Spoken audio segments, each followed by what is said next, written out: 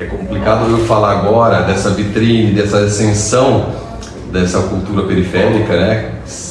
Sem falar do processo, né? Porque a gente só vê o resultado, a gente tem que falar lá de trás do processo até esses resultados de hoje. É muito bacana a gente ter essa visibilidade, esse consumo, mas a gente sabe que é uma cultura bem marginalizada, que sofreram preconceitos existentes até hoje, no passado ainda mais, a gente ser julgado por vestimentas, expressões culturais, né, da época. Hoje, né, eu trabalho também com música e no passado comentar que o rap, o hip hop era música de bandido, e hoje você escutar um Emicida, você escutar um Racionais, um Criolo é música de intelectuais. Então hoje é muito bacana ouvir isso, mas teve um percurso para que isso existia, né? Então assim, o que a sociedade civil também precisa entender que a gente tem que sair dessa visão de pobreza, de miséria nas periferias. Lá existe muita potência, muito potencial, às vezes que não tem uma visibilidade, e essas pessoas correram atrás, foram se formar, se capacitar, ocupar espaços, né, como a gente acompanha nos dias de hoje. Sem vaidade alguma, isso é uma continuação de alguns outros produtores culturais que continuaram essa história, e a gente está dando seguimento a essa história também, né? E a gente tem dentro de periferias várias linguagens, né? As mais comuns que a gente tem o samba, a gente tem o hip hop, a gente tem o funk, né? Sabendo também que nasceu dos guetos o blues, o jazz, e um cuidado que a gente tem que ter com os oportunistas, né? A gente tem a questão da apropriação cultural, essas pessoas que se aproximaram agora das culturas periféricas visando o financeiro e não a causa, porque sempre tem por trás de tudo isso, né, a causa. E o trabalho segue, a luta segue, porque o preconceito sempre vai existir, a marginalização, e a gente tem que estar bem preparado, estar bem embasado, informado, e cada vez mais a periferia mostra sua potência, e esse instinto já nasce, né? Pessoas como eu, como nascer e crescer em periferias, de sempre ter que se cobrar dobrado, fazer dobrado para esse reconhecimento vier, né? O olhar sempre foi crítico nessa parte, por quê? Porque, primeiramente, é um trabalho em grande crescimento que vem da periferia, dos povos com menos recurso e da cor escura, né? Os negros. Então nunca foi aceito que a gente batesse de igual com a sociedade. Ou seja, se eu cresço, lógico que as minhas condições financeiras também crescem, certo? As condições financeiras crescendo, eu tenho condições de comprar um carro de 200 mil, 300 mil, 500 mil, eu tenho condições de comprar uma Porsche, eu tenho condições de comprar um condomínio, uma casa dentro de um condomínio, onde eu vou ser vizinho dessa sociedade que sempre criticou e sempre colocou para baixo o movimento hip hop. E isso é o que a sociedade não quer, que você que sai da periferia bate de igual com eles, você compre um carro bom, que você tenha uma casa boa, né? Então o olhar crítico deles é que sempre que um pretinho se destaca, eu estou colocando nessa fala mais informal para a gente, sempre quando um pretinho se destaca, ou ele está traficando, ou ele está roubando, alguma coisa de errado ali tem, nada é construtivo da parte dele ou lícito.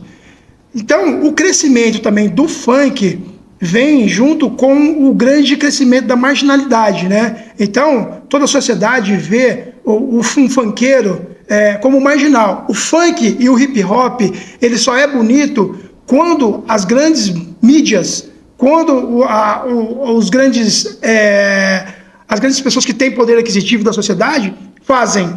É o que está acontecendo hoje em dia. A primeira dica: ouve sempre seu pai e sua mãe, seus melhores amigos, seu pai e sua mãe. Tá? Eles nunca vão querer o mal seu, porque no seu pior momento, eles vão estar do lado, principalmente sua mãe. Principalmente, ela vai levar as 8, porque ela te carregou 9 meses no ventre dela, no útero dela.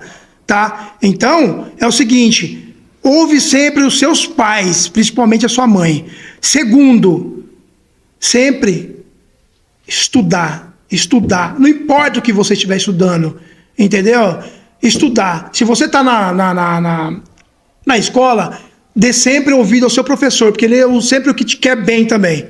Ele sempre vai querer bem. Então estude, galera. Eu, quando falava para mim, Zezão, vai estudar, eu fiz o que eu pude, certo? Fui até onde eu pude, mas nunca desviei meu caminho dos bons caminhos, dos bons conselhos, dos conselhos dos mais velhos, ouve sempre os mais velhos. Terceiro, trabalhar, autossuficiente, tenha seu dinheiro, não dependa de ninguém, corra atrás.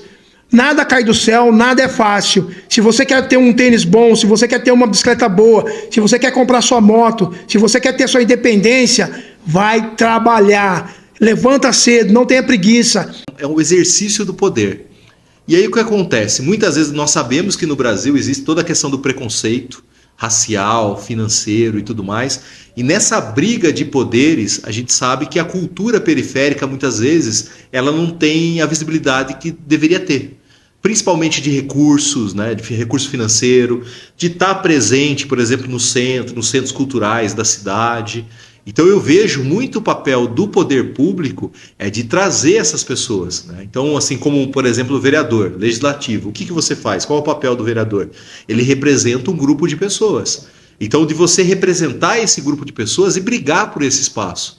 Né, por esse espaço, quando eu digo espaço, também a questão financeira, a questão de estar no palco principal, não só projetos assim, lógico, são importantes, mas aquela coisa muito renegada a um final de semana, a uma data específica, né, mas realmente eles estarem presentes no centro cultural da cidade, terem destaque, como deveriam ter, como todos, né? Então nessa briga de poder, muitas vezes não, né? A periferia fica muito para fora, né? A gente nota isso também. Né? E você imagina, se entender cultura já é difícil, o que é um projeto cultural, o que promove na vida das pessoas, imagina na cultura da periferia que já está distante. E toda essa questão de preconceitos, muitas vezes não ser representado, né? Propriamente na Câmara. Então, quem representa esse público? Quem é a voz desse público dentro do poder público? Então é um assunto que a gente tem que discutir muito ainda, né? Mas assim, dos problemas, e até uma das soluções é o que vem acontecendo na cidade.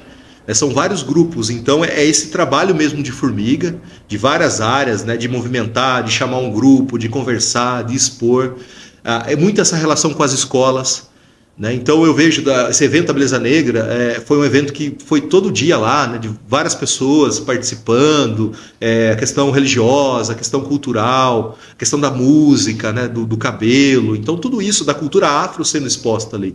Então são pequenas exposições, eu chamo pequena não no sentido, o evento foi pequeno, mas são pequenas ações de pessoas que estão trabalhando para que tudo aconteça, que vai fazer a diferença. Né? O que é aquela vida na periferia, o trabalho, o que é a cultura, o que é a vida daquelas pessoas, né, que geralmente estão ali trabalhando o dia todo, chega à noite, final de semana é a diversão, você tem a questão familiar, dos filhos, a comunidade, né? Eu gosto muito desse tema, comunidade, de viver como comunidade, né? Dos vizinhos conversarem, trocarem coisas, de um comer na casa do outro, é muito vivo, é muito pulsante, né? É um ambiente fértil para a cultura, para as ideias. Não é à toa, isso não é segredo, na música, sim, na arte, né? A gente vê muito da periferia mesmo surgindo, né? Então é um ambiente muito fértil. Então eu vejo que hoje é uma ignorância realmente desse ambiente, ou, de novo, as questões de preconceito mesmo. Né? De entender como a gente vê muito, eu não tenho conhecimento, mas a gente vê em mídia, por exemplo, no Rio de Janeiro, né? As pessoas de comunidade, o preconceito que existe com as pessoas de comunidade. Né? Que sejam brancas, negras, não importa, mas mora numa comunidade, você é rotulado.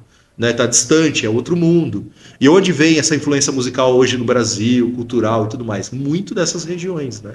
Então é muito da ignorância mesmo de entender sobre esse ambiente e dar oportunidade para esse ambiente, né? Mas o primeiro deles é geral e vale para muito, para a cultura também, para o pessoal da periferia, é estudar, né? O estudo, isso não é novo, né? É a maior revolta que você pode provocar, né? Através do estudo, sabe, assim, de você se revoltar contra a situação, às vezes seus pais, a violência na periferia, de não ter espaço, né? Sentir que, principalmente o pessoal que já está nas artes, que está tudo mais, não sente, pô, trabalho, parece que não sai do lugar, tal. É o estudo, né? Qualquer área, estudar. né? Políticas públicas, cobrar e tudo mais. Então essa é o primeiro. O segundo, como os professores falaram para vocês de multimídia, fotografia, a gente comenta muito isso, são exemplos. Né? Tem um exemplo, né? Tem assim forte isso. Ah, mas não é um artista, não é um cara que está lá expondo em Nova York. Pode ser, é o seu pai, é a sua mãe. Né? Você tem um referencial. Né? Você precisa ter um referencial em tudo. Mesmo quem já é mais velho e tal, a gente buscar, pô, esse cara é legal pra caramba, esse cara...